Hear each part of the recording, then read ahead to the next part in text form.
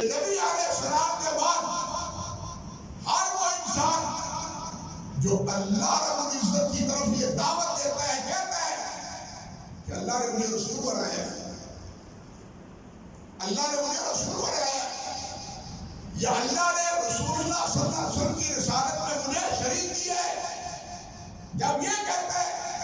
تو وہ بھی اسی آیت کا مثال ہے۔ کیوں؟ اس لیے کہ اللہ نے تو نبی علیہ السلام کے بعد نبوت کا دروازہ بند کر دیا، آپ کو خاتم النبیین قرار دیا۔ ایک جگہ نہیں، بہت سی آیات میں نبی علیہ السلام کے اس منصب کا اللہ رب العزت نے تذکرہ فرمایا، اور کھلے الفاظ میں نبی علیہ السلام اللہ رب العزت نے فرمایا